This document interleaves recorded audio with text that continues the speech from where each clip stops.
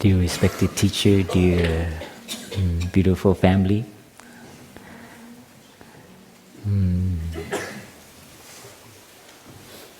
Today I've been assigned to give a sharing about love, and I think our wake-up retreat, there's a few things we cannot skip. One is love. The other one is desire and aspiration, right? And the third topic is sex and sexuality. I think I've been to many wake-up retreats, and eventually we cover those.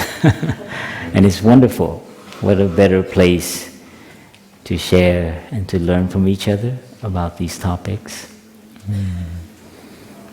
And I think the wake-up movement, when Thay envisioned a movement for the young people, is to come together and to re-examine what we accept as normal or what we're used to, a way of living, get the job, get a bank account, get money, and so on. These things that we call a civilized society.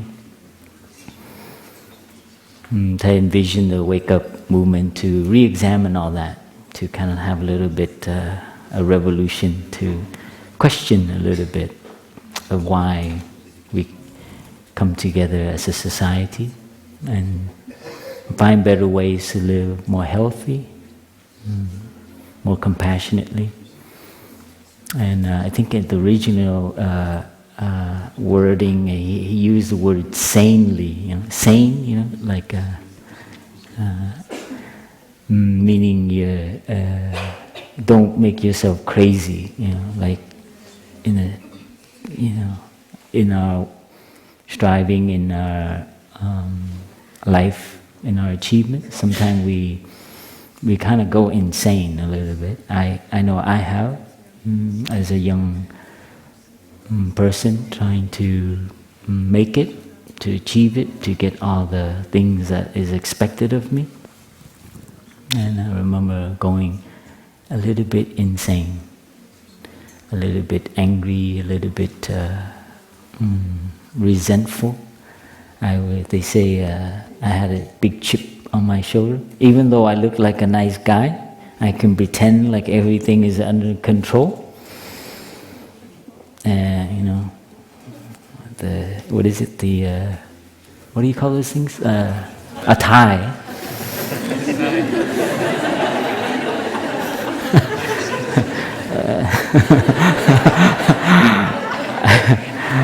It's for make sure it's it's kind of strangling, Ooh, so nice not to have. It's kind of great metaphor of our society. I look fine.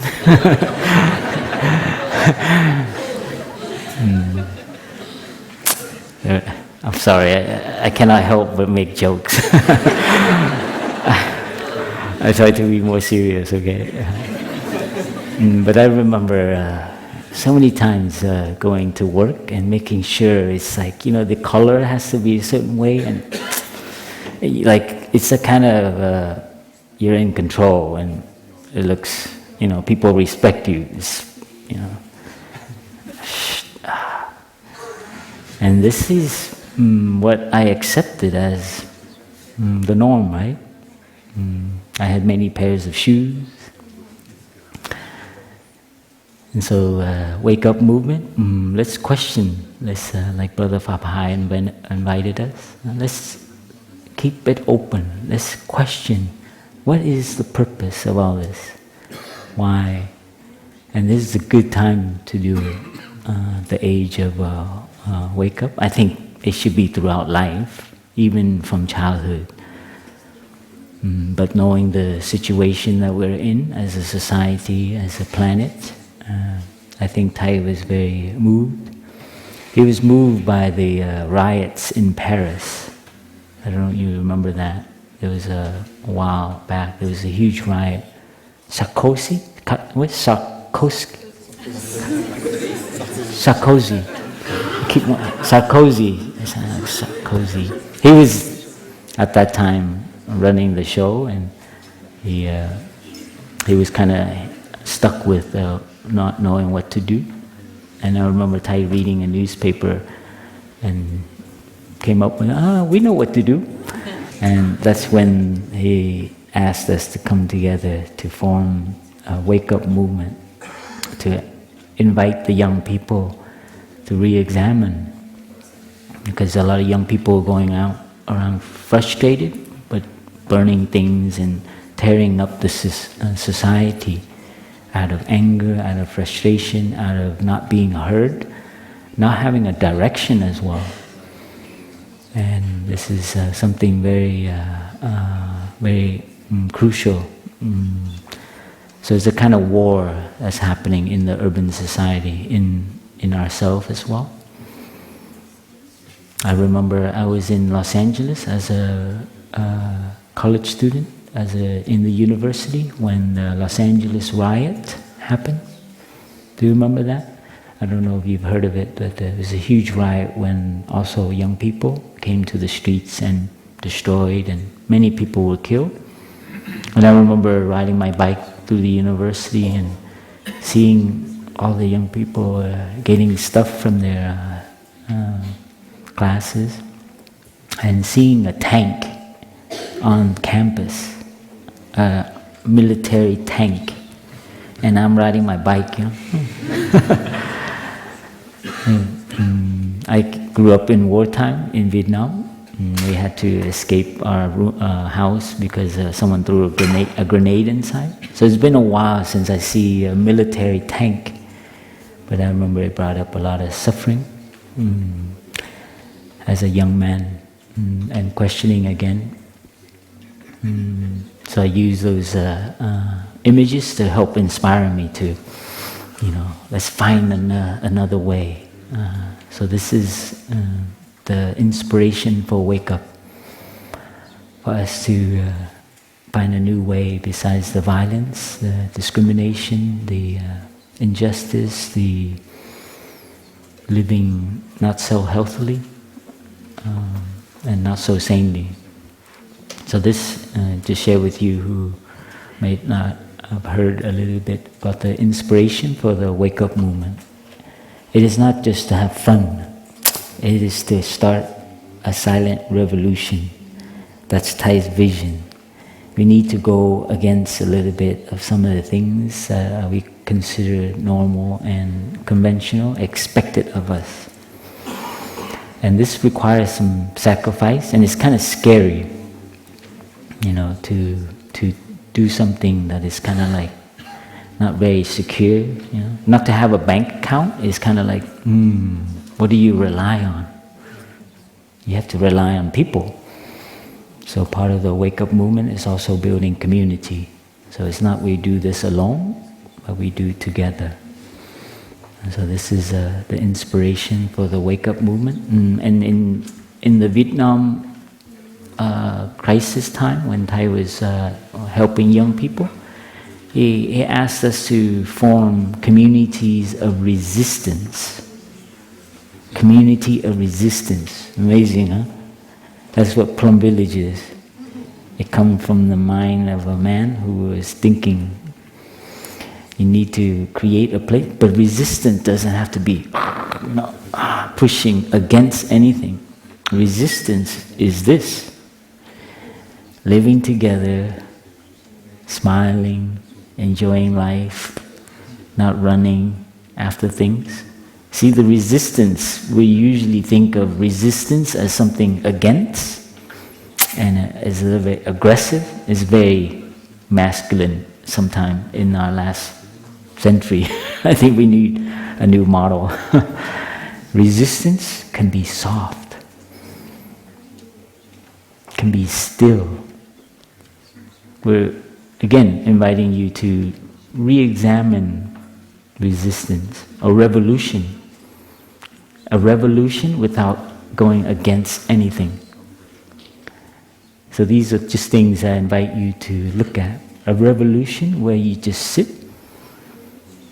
under a tree, and you don't need to do anything.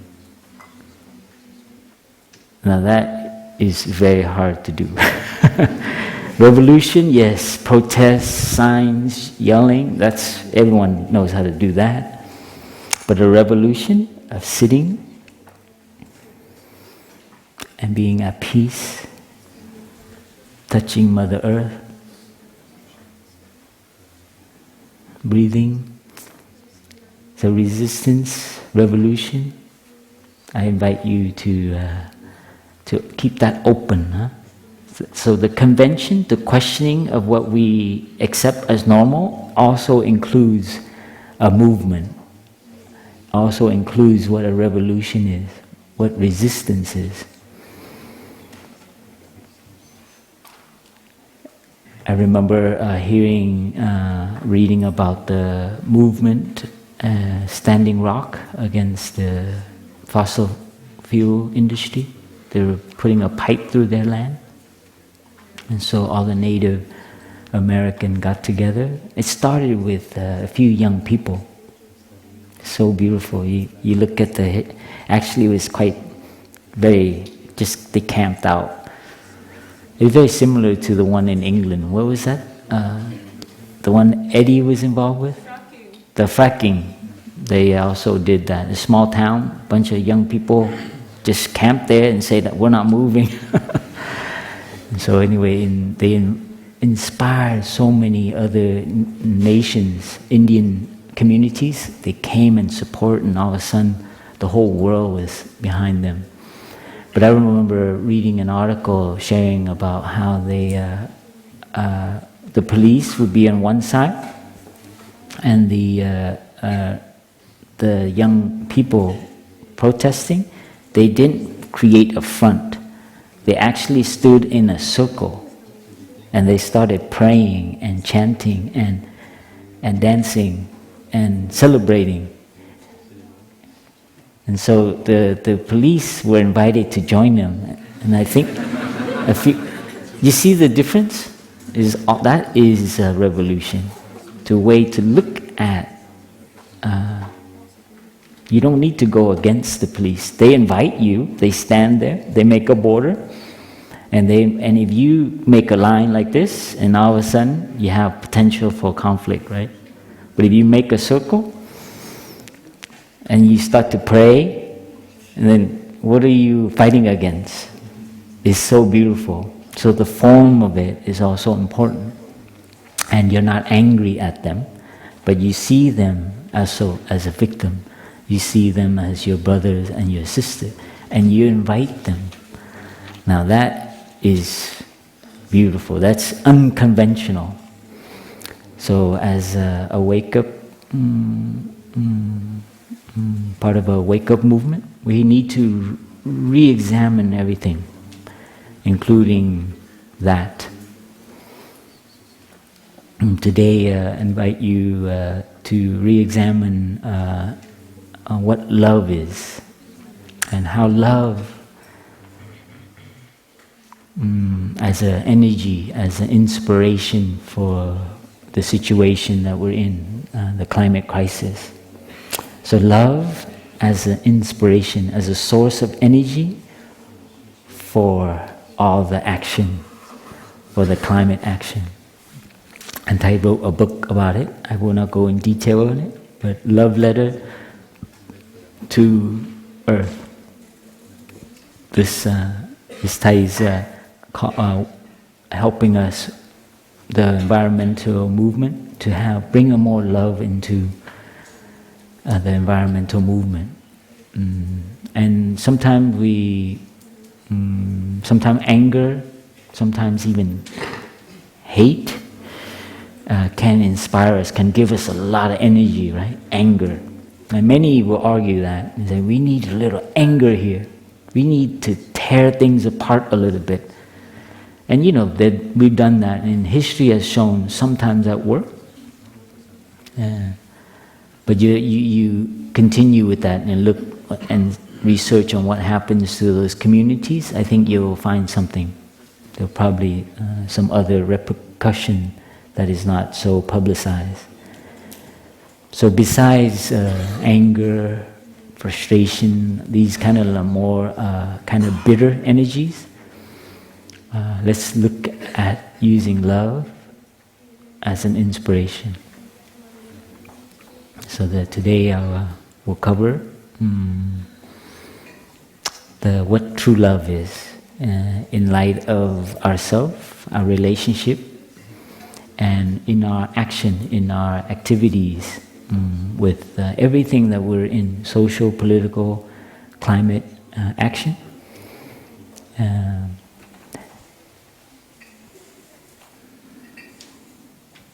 was a kind of angry person. I look for things to be angry about because being an architect, I was very frustrated and not happy with the way things were organized in Los Angeles. And I remember paying attention to a lot of things that go wrong, and you want to fix it. It kind of gives you energy, inspiration, right? But when I found Thay, he softened me a little bit, and now I train to look at things. And I think it's almost a cliche to say that everyone needs love, right? Everyone is looking for happiness, these things. But sometimes we misunderstand a little bit what that is. Thay, for I think his whole life in the West, when he began to learn how people are using the word love,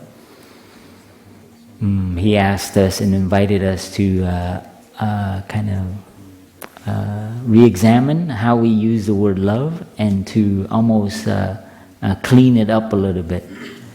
And I think it's probably because he saw or heard the word love being used so many places, and so it gets kind of mixed up. Like, what's some things that we love? We love our parents. We love our child. It has a kind of energy. But then we love hamburgers. And we love coffee, right? We love getting high. Yeah, I get high too, but not on that. Monks and nuns do get high, and we get high on the Dharma. That's terrible. But we do. After the retreat, sometimes the brothers and sisters, we stay up late talking about all the transformation that we saw, and it is like a high. We can't even go to sleep. Seriously, I remember pointing it out. It's like, God, we can't keep talking about this forever. And we'll go up to 1 o'clock. Like after the retreat is over, and we each come together and we're sharing what we experienced in the retreat and how much we saw people transform and open their heart. And we go one story after the other, and we get, it's a kind of high. So we do get high. That's not a joke. So please allow me to get a little technical. I think I got to cover this topic from as I've been assigned. Being a good.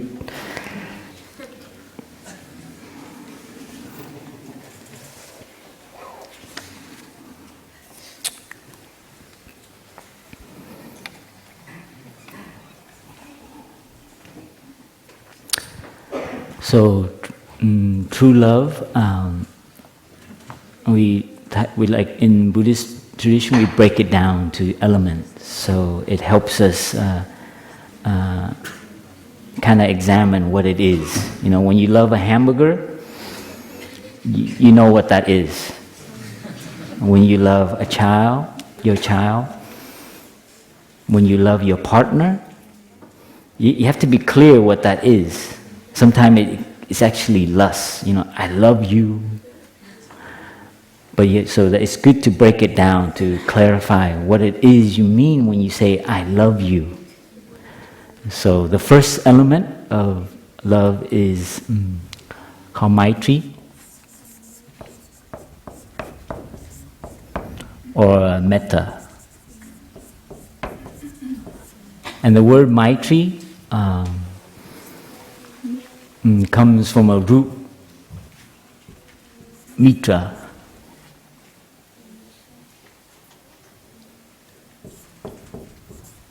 which means friend.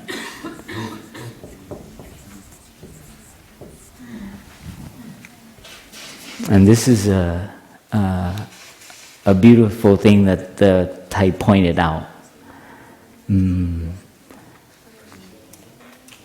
That sometimes in love, there's friendship.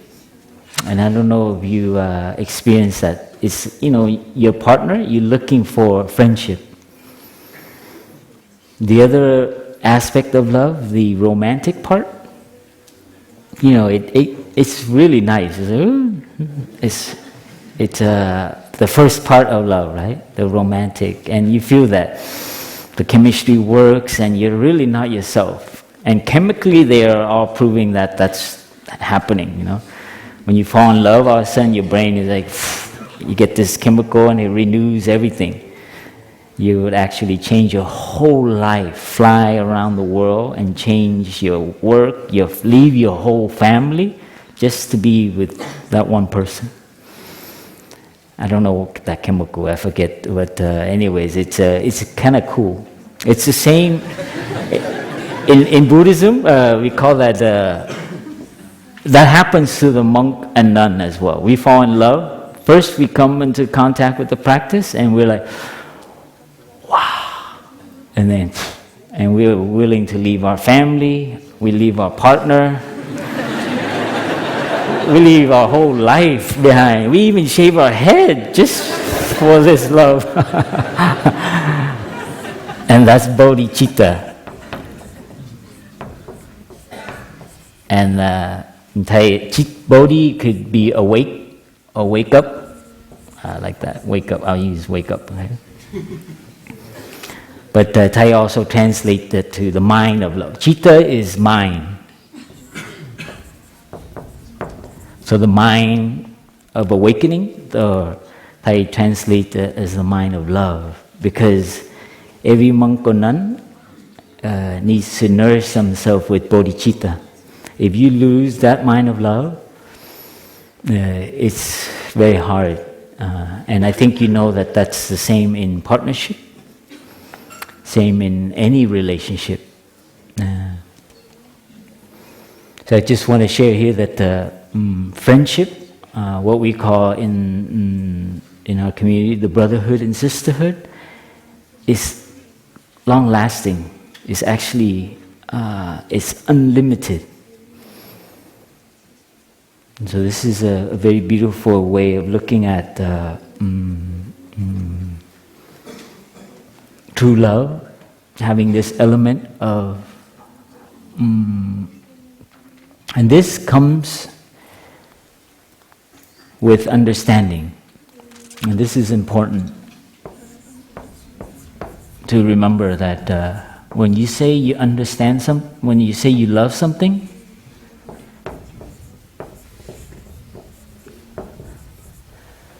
we need to have understanding there. I love you. Sometimes parents love their child, but they have not fully understood yet. And so they put their love on their child. I don't know if that has happened to you, but I've seen that's happened to me. I've seen it happen to many families that come here. The parents come to me and they want so much to love their child that they overbear them, or it's like a burden. It's like, please accept my love, or please let me love you. That kind of love doesn't have understanding. So in a relationship, this is very important that when you say, I love you, that has to come with, do I understand you? So in any relationship, ask, do I understand you enough? Ask your partner, Do I understand you enough? And this is very important in the environmental movement. Do we understand what is going on enough?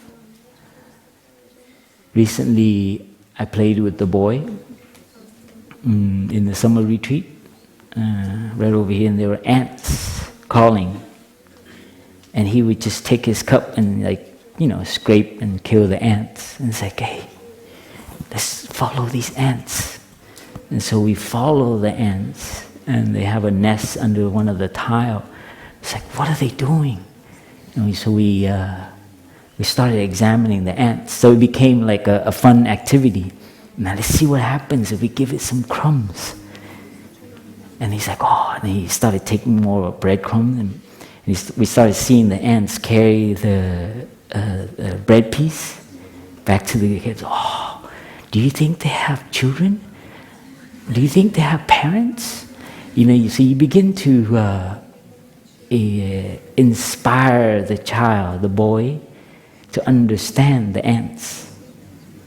And then he forgets about the cup. Now he just wants more bread so he can feed the ants. I didn't have any more in my pocket. But you see, understanding, when you understand something, understand a tree, then you value it. When you understand something, you cherish it. You protect it. That's why understanding is so important in love. If you don't understand something, it is very dangerous to love. Because you're actually probably imposing a lot of your ideas and what you think love is on another person. They might not enjoy to do something and you don't know, but you enjoy it and you force them to do, this is good for us. Let's walk in nature. Come on, let's go. This is good for you, honey. Now, so that's Plum Village is good for you. Please come to Plum Village. We've heard that many times. So understanding here comes with deep looking.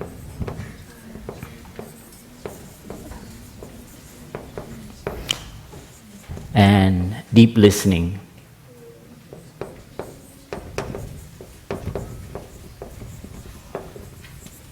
And I think we are practicing doing that in our Dharma sharing. Dharma sharing group is not a group therapy, is for us to practice looking deeply at our suffering, what's going on, our inner voice, and sharing that out. So you're practicing deep looking as well as deep looking at the situation of another person, their joy, their inspiration, their aspiration, their suffering. So you're actually listening, but you're also looking and understanding more. And that needs time.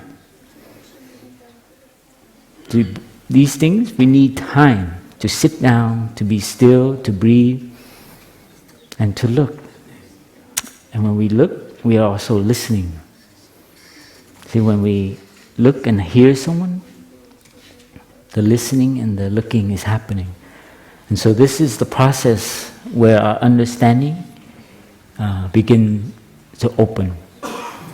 And this is important in our situation. If you do not know how to stop, to look deeply at yourself, to listen to yourself, then it's very hard to love another person. Because usually if you don't have your stuff somewhat cared for, or you don't love yourself enough, it's very difficult to love another person.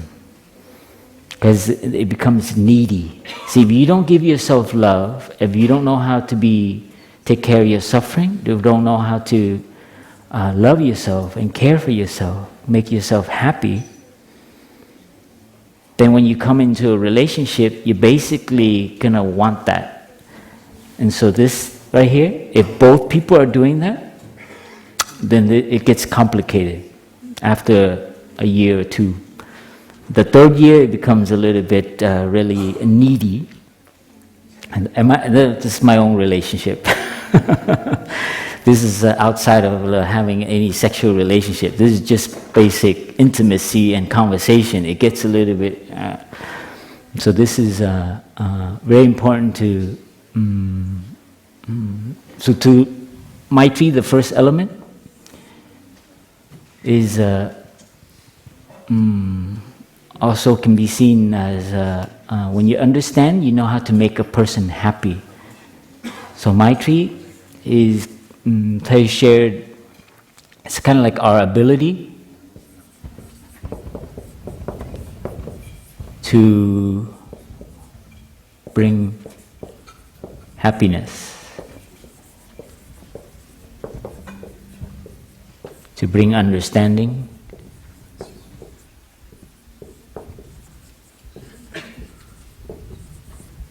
and I point this out to make a point of ability. It requires training. It's a skill. It's not something. It's not just an intention or a desire to, but you have to cultivate it. So it becomes an ability to bring happiness. So if you know the other person, like love nature, for instance, and you are attentive, you know how to do. Then you put some flowers in a pot, and then you put it next to their bed. So that's a real, actual ability to bring happiness to the other person. It's not just like just ideas and concepts. So this is something that we must remember that it needs to be cultivated. That's so love needs to be trained, so it becomes an ability to love. So sitting still, caring for yourself needs time and training. You cannot just keep going around doing stuff and say you know how to love yourself. Do you really know how to love yourself? So it's an ability to do so. So when you have suffering, you know what to do, and you know what to do to bring yourself happiness. So you begin to know things. And I remember as a young person, you get busy, and the little things you don't have time anymore. You know, the things that make you happy, like drawing. I like to sit and sketch and draw. It makes me really happy to do that. And the more you get an adult and you have other responsibility, you don't do it anymore. And so you see, the ability part, the cultivating part is important. So there's certain things you know that you love to do, and you need to maintain that. So this is an aspect of true love.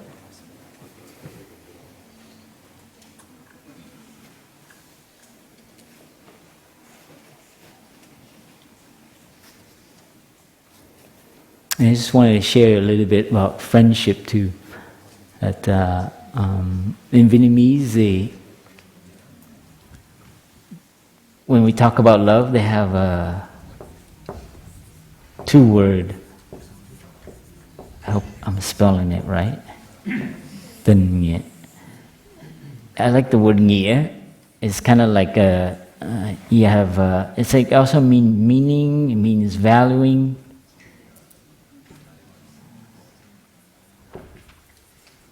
It's kind of like the part of love that is that you don't desert. It's the friendship. Like a true friend goes through everything with you. And so in a relationship,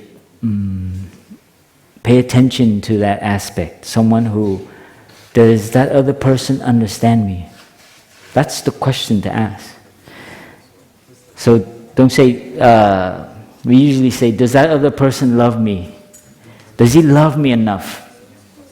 When you say that, switch it and say, does he or she understand me enough? Now that is a good litmus paper to test.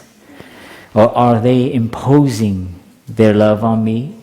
Am I imposing my love on them? Do I understand them enough? And the understanding part allows for it's longer lasting. It's not the romantic part that is a little bit delusional, a little bit, because you have to just, I don't want to say delusional, but it's kind of like very positive, over positive. You don't see the negative part yet. You just see, I don't know how you describe that, but it is a little bit not really reality yet. And then, what did they say? First love and then the laundry or something? There's something and then you have to look at the laundry. Do you remember? Is this like a famous book? Ecstasy? After the ecstasy, then the laundry or something. I love that. I love the word laundry because we all know what laundry is like. And somebody's got to do it. It's your turn. No, it's my turn. I did it last week. It's not fair. When you live together, fairness. It's your turn to do the dishes. And so you begin to see, it's great. Oh, love is so but then when you live together, and that's what I love about community, It's real, It's not like delusional. When I say delusional, you know what I mean? It's not negative. It's just the way we are. We like to romanticize things.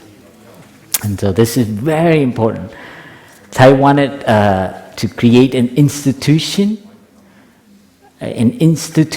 to train a single people to be happy first. And then you get a certificate after 1 year. I'm not making this up. And I think we should have it. It's like before you get married, you need to have a certificate from this institution and say, I am qualified to go into partnership. Because I can be happy and I know how to take care of my suffering. Can you imagine that? It's like, where's your certificate? Let me see. I think that's, for me, knowing how I went into relationship, and that is, the Thay. It's not a bias, okay? It's what I went through. So the second element of love. Gotta go quicker here. No more jokes.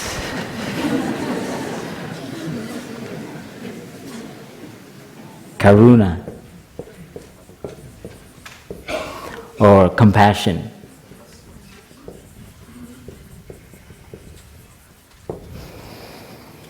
And this is our capacity to relieve suffering. So I think in the introduction, before the chanting, I share with you that compassion, the substance that makes compassion is suffering. And this is what's beautiful about it. We're not afraid of suffering. So in a relationship, that's one thing we need to pay attention more. As soon as there's suffering, and then, there's like your time, my time, and then the separation happen. But if we focus on suffering as deepening the love, deepening the compassion, nourishing the compassion, then there's a way out. So in a partnership, don't be afraid of suffering. Use it to stop, look, understand why. And it makes the love more real, makes the love more rich, more soft. So compassion is the way to help relationships. So you need to remember that. So love is not just one thing. love also need to include the suffering. And the way to handle that is with compassion. You don't need to solve it, you don't need to fix it, you don't need to get rid of the suffering. You just need to be with it and learn how to take care of it. So when we can train and cultivate karuna, it is a kind of way out. Because in any relationship, and this is, I think, a key to the environmental movement as well, that we bring more compassion into it. There is no one to blame. We are all co-responsible. Everyone on the right, the left, everyone in corporations, in institutions, we are all co-responsible. It is our need, our want that they are serving us, producing. All the plastic, can we blame the producers of plastic? No, because we are co-responsible. When you begin to see that, we see everyone is responsible, and they are not our enemy to go against, but they need our love and compassion. And so do we. So anyway, this aspect of love is very crucial in the revolution, because it's a very common, a very what we accept is we blame, right? The president, the governments, the institution. And it gives us energy. We have something to fight against. That's, yeah, you can continue to do that.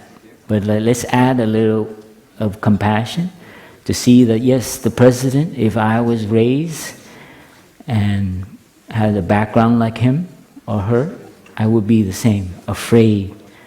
Because they never been exposed to people who are different, people who are, in different culture. So I would probably be very similar, very fearful of people. And so this is something we need to sit and cultivate the ability. So you might understand it, but it's different to sit and visualize, to embrace, to take care of our suffering, to relieve. So the act of relieving needs to be trained. Like we did when we sat together, listened to the chant, and tears cut to come, and that is a great sign. That means that your heart is softening, and you're actually embracing yourself, taking care of yourself, and not judging yourself.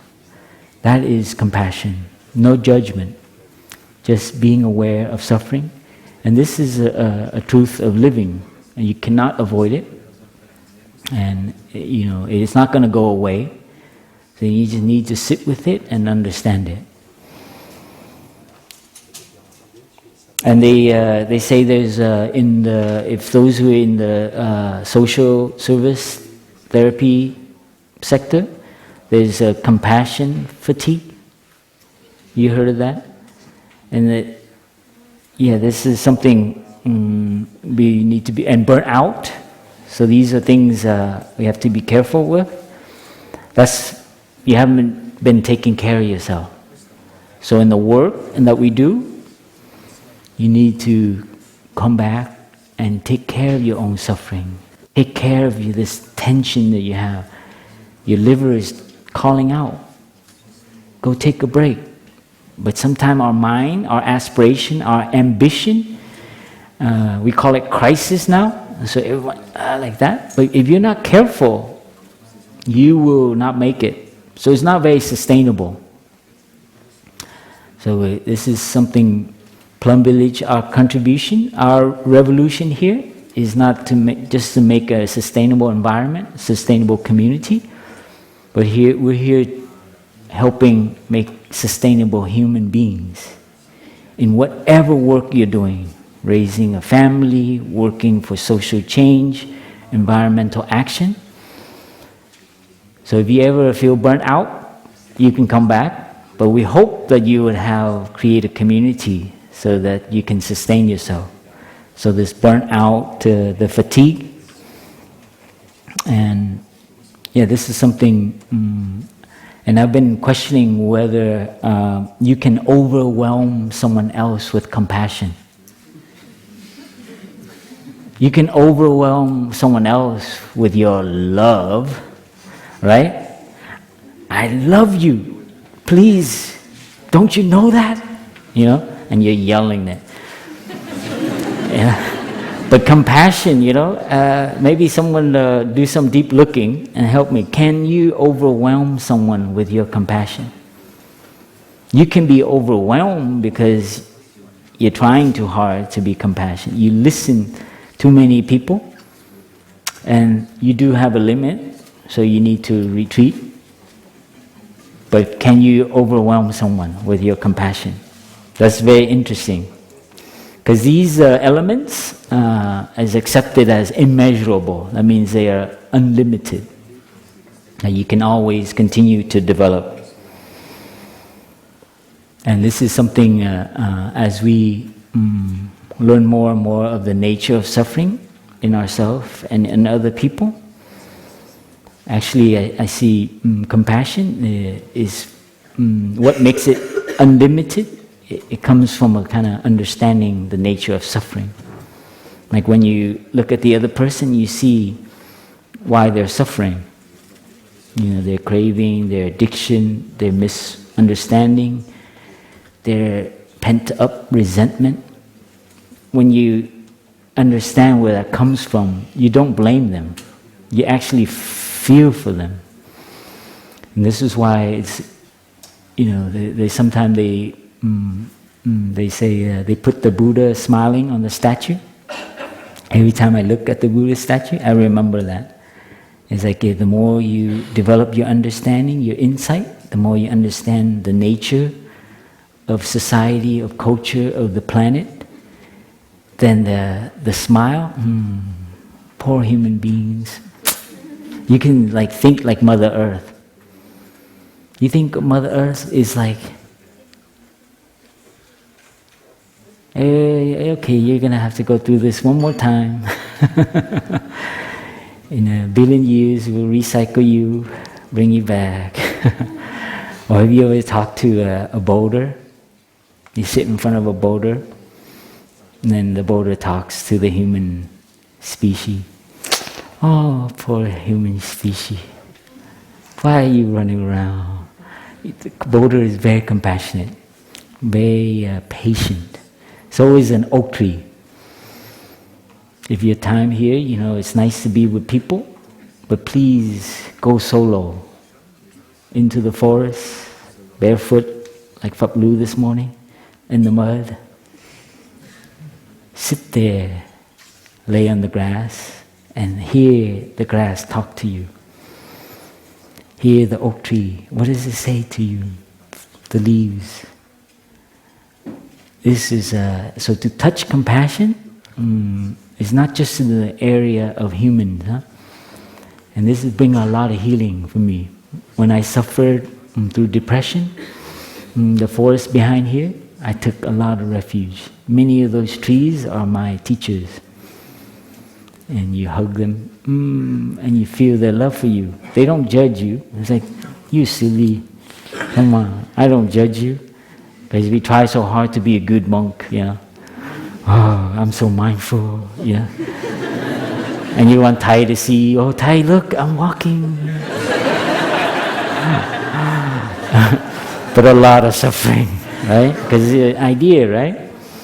And then you go into depression, and you know, this whole drama. And I took refuge in nature. And nature has an immeasurable compassion. Wow, you silly rabbit. So please don't forget nature, Mother Earth, infinite compassion.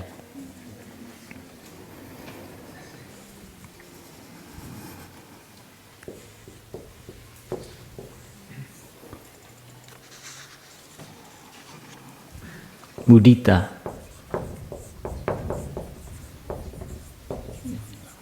Joy. So remember the ability to bring joy. Always these elements can be cultivated and maintained, sustained as well. So joy is an important element in your relationship. If it's every time you get together and it's all about then better watch out. And you yourself, do you bring yourself joy? Or are you so doing the important thing that joy, I don't have time for that. There's a crisis going on.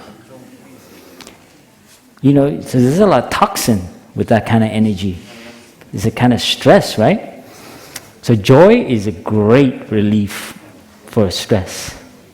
If you don't have joy, there's man, just go back to sleep. Waking up this morning, I smile. There's 24 hours in front of me to live. If you live like that, planet Earth is at least one less person bitter, one less person disgruntled, right?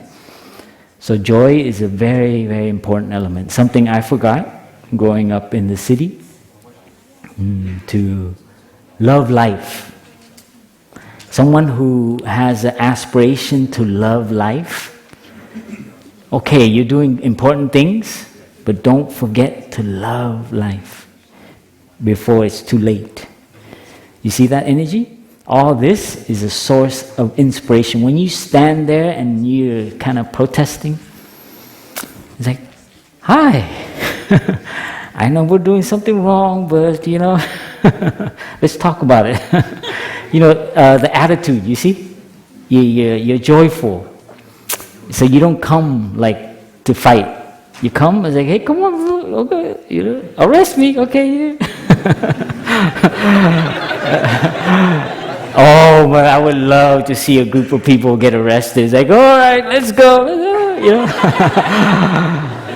Oh, the bus is a little tight, No, I would love to see clowns, at these environmental movements. Come on, let's have fun, Anyway, it's just a vision. I don't know if it's possible. But as opposed to anger, which is a lot of liver problem, and joy, wow, you go home, you can sleep. So bring joy into it. So don't be an adult. That's another thing. I've been to Plum Village, and it's so nice to have childishness, foolishness. It's so important. Don't become a serious adult practitioner.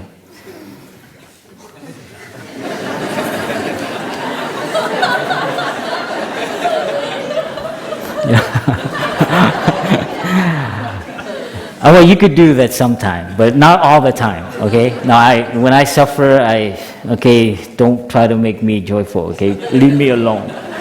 So there are times to do that, respect other people, and they're going through what they need to go, but don't make that the only thing. Oh, there's so much more funny things to do. Two real quick things, joy and happiness. I have to share this because we get this mixed up. The example used in the Buddhist tradition is joy is when you in the desert and you're thirsty for water, you haven't drank for a few days, and you see there's a oasis, palm trees, and wow, I want to get water, and you get excited, joy, right? I feel joyful. And when I first heard this, it just blew my mind. You get to the lake, to the pond, you drink the water. That's happiness. It's great, huh? When I heard that, I finally understood, so much of us, we misunderstand, we have to be always, you're looking to be happy, to be joyful, and it's not very clear what that is. It's unrest. In joy, there's a little bit unrest. You're always looking for someone to meet. Oh, this is a great retreat. Oh, I'm going to meet so many people. Oh, you're great. You're doing, oh, that's fantastic. I love what you're doing. Yeah. And then you see others much more calm. They're happy. They're happy is a little bit more, not to judge one or the other. Those two, just know the when one is happening and another is happening. So it's helpful. So not to judge yourself when you're, a little bubbly and you want to be around bubble people, and it's okay. Bubbly people, yeah. And I'm kind of like that. I'm kind of like bubbly. But there's also another kind of happiness, another way of loving yourself. Like being still and being happy. Being in solitude and being happy. Being among people and you don't need to meet anyone. Just know that they're beautiful people. It's a contentment. And I think that is very important in the wake-up movement. To bring a little bit of a kind of a peaceful happiness. And that kind of happiness is very deep. It nourishes the spirit. And I think all of you are here, you know what that is. And you've tasted that. So don't get them mixed up. The excitement and all that. Upeksha.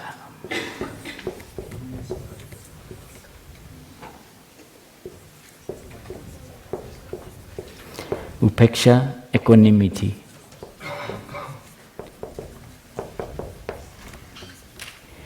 Or Thay sometimes uses inclusiveness.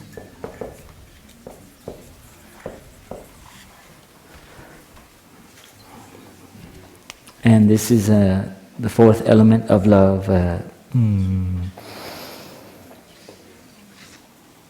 It's nice to know that the word upet, upa means over. It's the root of it is over. And iksha means to look. So to look over. You kind of like, recently I've been using the example of two people arguing and they have points of view. And they're like, left, right. No, that should go on the top. No, it should go on the bottom. And they turn to you and they ask you, what do you think? And you're like, both is fine. They both work. We are both right. You see? So you don't choose right or left. They both have a point of view. Upeksha is staying even. It's like, yeah, you're right. But he's right too. When she's right, and they're right. And all of a sudden, your freedom. So upeksha is very related to freedom. And this is so important in our movement. Not to take sides. Wow. To include the other side. We don't have to like them, but know that they are there for a purpose. Two, they want to live. They have a point of view too. But we so much want to get rid of them or actually convince them to be on our side. And it's hard, like Thay uses the example of a pen. You don't want this side to be there. You just keep cutting it. Okay, go away, right? Go away, left. And it's very impossible. And this is a beautiful way to keep aware of. So in our love, we have to keep equanimity. There's some things you don't like, and when you have the mind, get rid of that. Be careful, because that will it's not very sustaining. So you need to look at it, understand what the other person's point of view is. your partner's point of view, and then that understanding will bring more equanimity. And it's like the brother and sister share this. All of us come from different family, different culture, and we've been exposed to different information. So we all have a different view based on our, how we perceive things. So not all of us are going to agree all the time. So equanimity is very crucial in our living together, in partnership, in community, as well as in the environmental movement. It's also, to cultivate this is not to get more views about things. To cultivate this is by practicing letting go, which is very hard. Our habit is to formulate views, to amass viewpoints, amass things. Our conventional society, we believe that the more things we have, the better. The more things, more information we know, we become smarter. The more views we have certain things, very important. So as you inform yourself with news, one day egg is good, next day egg is not good. One day vegetable oil is good, next day vegetable oil no good. One day this. So you stay open. Don't be too quick to actually formulate a theory. You just have to say, for right now, this is where it's good, but it's not the absolute. This is very important because it makes you stay open to something that's going to come knocking at the door that might be different. So you do have a position, you do have a view, you know that this way of living is probably very harmful. But other people might have a different view. And for you to sit there across the table with them, and it's easier for you to stay open. Especially with your relatives or your friends of your family, they have a different point of view. They're from a different part of the country. They're a different continent. And so staying open is so you have to let go of your view. And that's very hard. Especially when your view is right.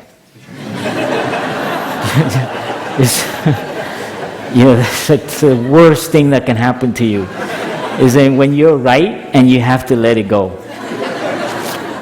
And that's the challenge though. Because in Buddhist, you want to continue to study, you'll see that in Buddhism, the greatest view is to have no view. The third friend that says, it doesn't really matter to me. Who's happy, who's free? Both of you guys, okay. Come on, stop arguing. Come on, it's okay. Let's try this week, next week try yours. That is a person without a view. It's pretty cool, huh? But it's very hard. When you live in a community, 100 views. But it's good training. So you think, you have one partner, and it's easy. You get 50 brothers and sisters. Actually, it's much easier. You learn. You have many more chances to practice letting go. You only have one opportunity, 24-hour. Same view, same view, same view. Here we have 50 views. So you're going to go, well, that's a better chance that I'm wrong because it's out of 50. Anyway, I did the math. It's actually 4 or 5. Oh, real quick. 5 minutes. 5. 6. 6 is like this, right? Okay. I'll just write it up.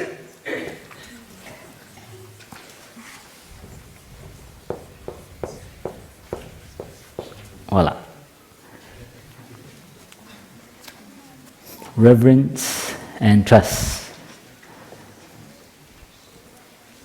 Unfortunately, there isn't a teaching by Thay yet on those two, because his last Dharma talk, he said he would talk about it in another Dharma talk. And So I think is a koan for us. Reverence and trust. And Thay added that to the 4 elements of love in our relationship, in not just in your partnership, but in society. Reverence for the planet, reverence for the universe, reverence for life. You see the beautiful, it's unlimited, the practice. And this is cultivated. When you do this, you're practicing respect and reverence for the other person. Even those that cause you suffering. Because in them is the nature, right? And in them is the teacher. They're causing you pain and suffering. They are teaching you something. So it's a way of looking at a way of being in the world, looking at things with respect. And I think more and more in our society, I see young people, young teenagers a lot. They're losing respect for things, respect for their parents, respect for, is a kind of is very painful. So we need to cultivate again a sense of respect, a sense of reverence for the beauty, for the sacredness. And in love, if you don't have reverence, have respect, if there's no place, nothing in your relationship is sacred, it's like a social kind of thing only. It's in the area of like convenience. It's like, you help me feel less lonely, you help me feel less lonely. And it's like, but there's not this awe. Wow. You are the miracle of my life. That kind of like, God, where did you come from? The stars, the clouds, this kind of beautiful, you don't want to hurt something you have reverence for. You would feel painful when you hurt them, like a tree. You've been cultivating your relationship with the tree, and then a machine nicks it on the side. Oh, you feel the tree in you, huh? It's just a little, but it's like, So that kind of reverence is so important to be cultivating with yourself. And that goes very in line with trust as well. Yes, you're not the most perfect person.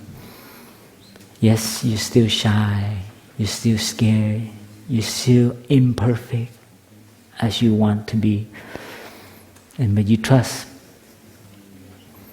So that kind of love, you're a natural thing, a natural system, you're an organic system. And so you trust that your understanding, your love, your compassion, these elements will in time grow. Like a farmer trusting the soil, the rain, the clouds.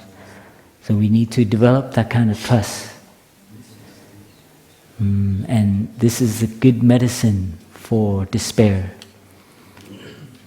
We feed ourselves maybe too much information, too much news, and we get to a point where the soil of our mind is a little bit hardened, yeah?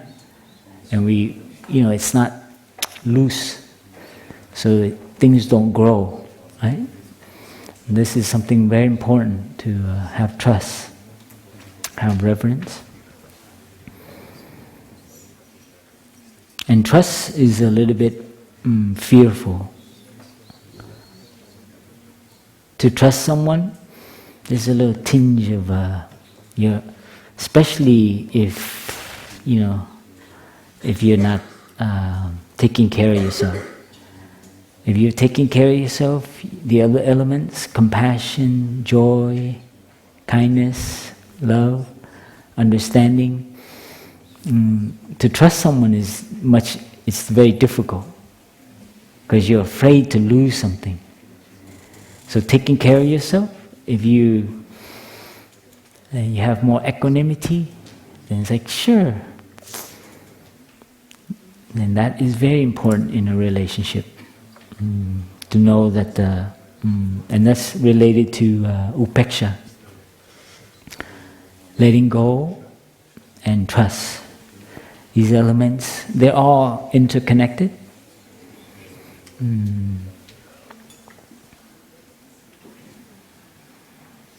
So please look at these 6 elements in your relationship and in the work that you're doing. And use it as a way of, you might be just working on an ordinary job, not doing bus driving or grocery, whatever you're doing, if you are inspired by these elements,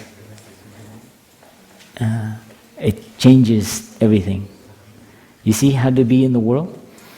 Don't hate, don't be against, don't fight. These kind of energy, it worked for 100 years, but you see the destruction it caused. This kind of is quite, the Thay and the suit. We need to loosen up, soften up with a different kind of approach. These are Thay's a vision for the wake-up movement. They're more compassionate and sane, a healthy way of living. So this is something, an invitation for us to look at our question. Let's question.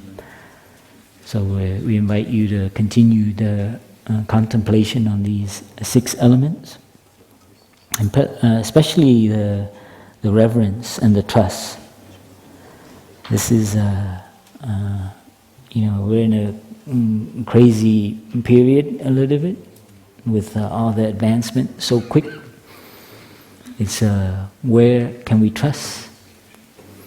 And this is a good question. You see, so what you do, what you choose, the 5 mindfulness training, very important. You saw the presentation, and the 5 mindfulness training is based on love, generosity, relationship, right? Love of life, communicating, deep listening, and also consuming, how you take care of yourself. Ask yourself, do I respect myself? Do I have awe? Do you see yourself as this 100-year being that is... It's a miracle to be born as a human being, to actually look back and look at ourselves. So this is something, an invitation. And please continue and reflect and to write to us about your discovery in your relationship and in your work with climate and the environment, and to help other young people in the Wake Up movement. We grow together. So thank you for being part of the revolution. Remember revolution, huh? Because I know is take your time, but go back and create communities and groups to revolt, huh? Thank you for coming here and joining us and supporting all the young people here.